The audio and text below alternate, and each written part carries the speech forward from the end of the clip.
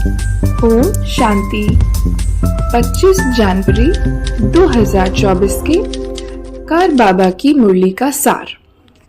मीठे बच्चे, तुम्हें वंडर खाना चाहिए कि हमें कैसा मीठा बाप मिला है जिसे कोई भी आश नहीं, और दाता कितना जबरदस्त है, लेने की जरा भी तमन्ना नहीं। मीठे बच्चे, तुम्हें वंडर खाना चाहिए कि हमें कैसा मीठा बाप मिला है जिसे कोई भी आश नहीं, और दाता कितना जबरदस्त है, लेने की जरा भी तमन्ना नहीं। प्रश्न है, बाप का वंडरफुल पार्ट कौन सा है? 100% निष्कामी बाप किस कामना से सृष्टि पर आया है? उत्तर, बाप का वंडरफुल पार्ट है पढ़ाने का। वह सर्विस के लिए ही आते हैं, पालना करते हैं, पुचकार देते, कहते हैं मीठे बच्चे यह करो, ज्ञान सुनाते हैं, लेते कुछ नहीं। 100% निष्कामी बाप को कामना हुई है, मैं अपने बच्चों को जाकर रास्ता बताऊं, सृष्टि के आदि मध्य अंत का समाचार सुनाऊं, बच्चे गुणवान बने। बाप की यही कामना है। ओम शांति। बाबा कहे, मीठे मीठे रूहानी बच्चों को रूहानी बाप ऐसा मिला हुआ है जो कुछ लेता नहीं, कुछ खाता नहीं, कुछ पीता नहीं, तो उनको कोई आश व उम्मीद नहीं है।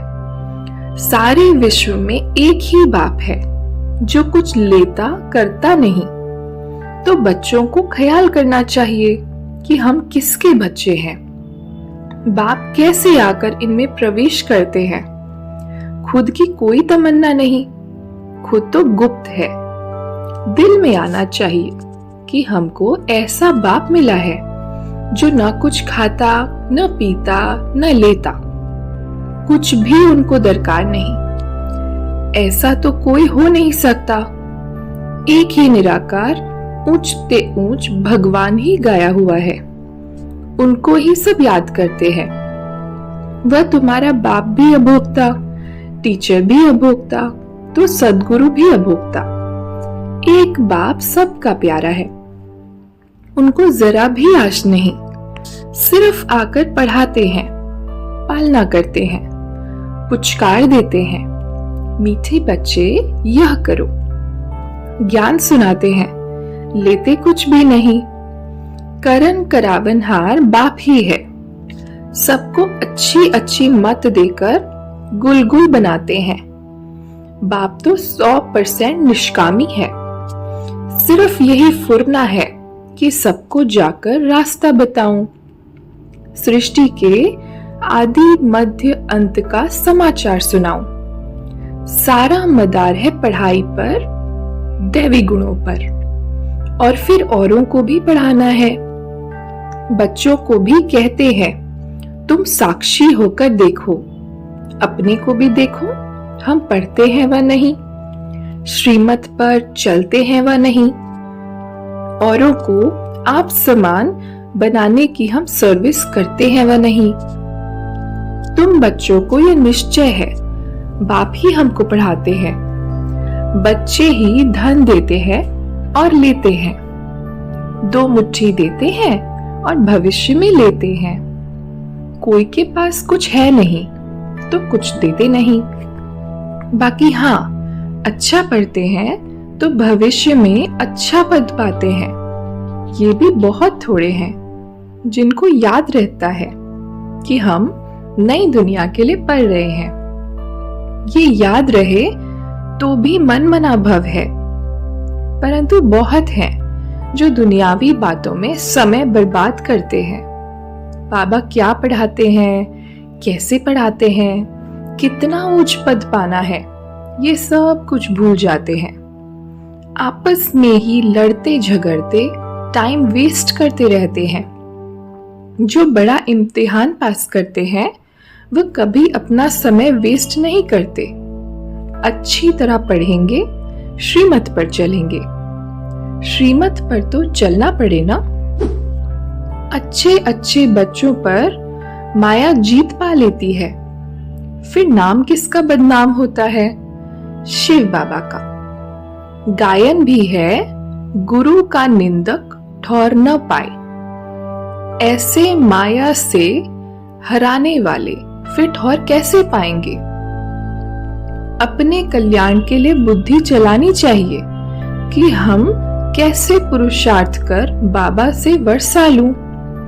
अच्छे अच्छे महारथियों जैसा बनकर सबको रास्ता बताऊं। बस मैं तुम्हारी सब मनोकामना पूर्ण करने वाला हूं। तुम सिर्फ मुझे याद करो। भल माया तुमको कितना भी हैरान करे, फिर भी युद्ध है ना, ऐसे नहीं फट से जीत पा लेंगे। बाप कहते हैं याद से ही तुम्हारा बेड़ा पार होता है, बेहद की राजाई देते हैं। ऐसे बाप को कितना याद करना चाहिए, अंदर में कितना लव होना चाहिए। लव हो तब तो सोने का बर्तन बने। जिनका बर्तन सोने का होगा उनकी चलन बड़ी फर्स्ट क्लास होगी। बाप समझाते हैं, बच्चे तुम्हें कभी भी गुस्सा नहीं आना चाहिए। समझना चाहिए हम अगर सर्विस नहीं करते तो गोया टाइम वेस्ट करते रहते हैं। शिव बाबा के यज्ञ की कोई सर्विस नहीं करेंगे तो मिलेगा क्या?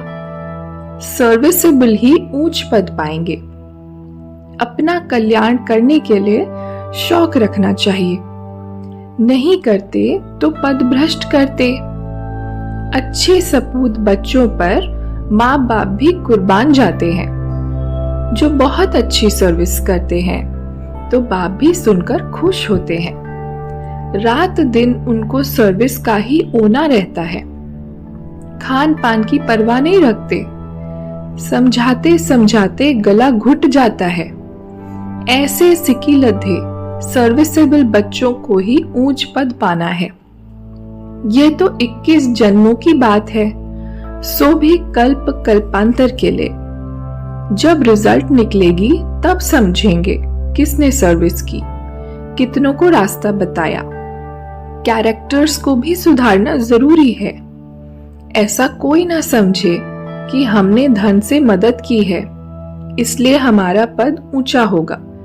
ये बिल्कुल भूल है। सारा मदार सर्विस और पढ़ाई पर है। जो बहुतों को गुलगुल बनाएंगे उन पर बाप भी बलिहार जाएंगे। जो जितनी सर्विस करते हैं वह अपना ही कल्याण करते हैं। अपनी हड्डियां सर्विस में देते हैं, अपनी ही कमाई करते हैं। बहुत हड्डी प्यार से सर्विस करते हैं। जो खिटपिट करते हैं वह अपनी ही तकदीर खराब करते हैं। जिनमें लोभ होगा उन्हें वह सताएगा। तुम सब वानप्रस्थी हो, सबको वाणी से परे जाना है। अपने से पूछना चाहिए सारे दिन में हम कितनी सर्विस करते हैं। शिव बाबा की तो यही तमन्ना है कि बच्चे पढ़कर ऊंच पद पाएं, और कोई अपनी तमन्ना नहीं है। बाप समझाते हैं, बच्चे अंतर्मुखी बनो। दुनिया तो सारी बाह्यमुखी है, तुम हो अंतर्मुखी। अपनी अवस्था को देखना है और सुधारने का भी पुरुषार्थ करना है।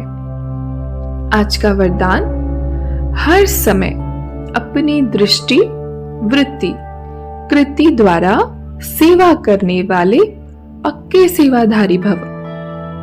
हर समय अपनी दृष्टि, वृत्ति, कृति द्वारा सेवा करने वाले पक्के सेवाधारी भव।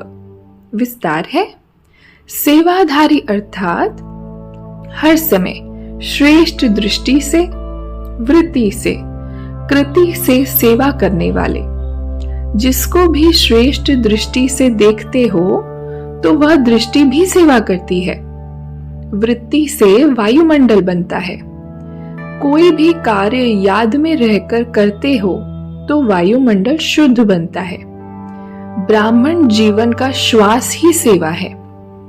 जैसे श्वास न चलने से मूर्छित हो जाते हैं, ऐसे ब्राह्मण आत्मा सेवा में बिजी नहीं तो मूर्छित हो जाती है।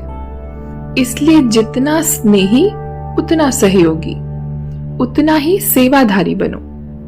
स्लोगन: सेवा को खेल समझो तो थकेंगे नहीं, सदा लाइट रहेंगे। सेवा को खेल समझो तो थकेंगे नहीं, सदा लाइट रहेंगे।